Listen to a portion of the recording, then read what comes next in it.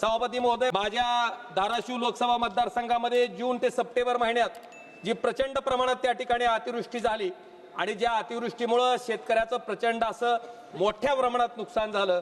सभापती महोदय, त्या नुकसानीच्या बाबतीत जवळपास माझ्या लोकसभा क्षेत्रामध्ये 5,77,544 हेक्टर इतक्या क्षेत्राचं त्या ठिकाणी नुकसान झालेलं आहे आणि महाराष्ट्र राज्य सरकारने त्या ठिकाणी जवळपास 31,628 कोटीचं पॅकेज त्या ठिकाणी जाहीर केलंय। पण सभापती महोदय, दुर्दैवानं या ठिकाणी खंत व्यक्त करावी वाटते की केवळ 14,000 कोटी रुपये त्या ठिकाणी शेतकऱ्याच्या पदरात अद्यापर्यंत पडलेत।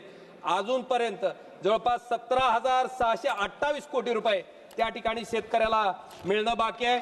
सभापती महोदय, मी तारांकित प्रश्नाच्या माध्यमातून सरकारला प्रश्न विचारला होता की महाराष्ट्रात जी आपत्ती आली आहे ह्या आपत्तीच्या बाबतीत केंद्र सरकारने राज्य सरकारला काय मदत केली।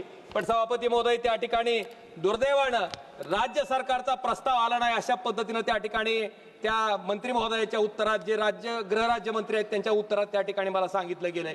सभापती महोदय, मला अपेक्षा आहे की महाराष्ट्र सरकारनं तातडीनं ती मदतीचा प्रस्ताव पाठवावा केंद्र सरकारकडे आणि डबल इंजिनच्या सरकारच्या माध्यमातून जी शेतकऱ्याला भरीव स्वरूपाची मदत त्या ठिकाणी मिळणं गरजेचं आहे ती मदत त्या ठिकाणी तातडीनं मिळवून द्यावी ही माझी आपल्या माध्यमातून केंद्र सरकारला विनंती आहे आणि राज्य सरकारला विनंती आहे। सभापती महोदय, माझी विनंती आहे, मी एकटाच आहे वक्ता बोलणारा, किमान मला 10-15 मिनिटं तरी बोलू द्या। सभापती महोदय, मला एक सगळ्यात महत्त्वाचा विषय मला आपल्या माध्यमातून सांगायचा आहे की मराठवाड्यामध्ये साधारणतः 1 जानेवारी ते 30 ऑक्टोबर 2025 पर्यंत किती आत्महत्या झाल्या। सभापती महोदय, 112 छत्रपती संभाजीनगरमध्ये, 32 जालन्यात, परभणीमध्ये 45, हिंगोलीमध्ये 33, नांदेडमध्ये 90, बीडमध्ये 108, लातूरमध्ये 47, धाराशिवमध्ये 70।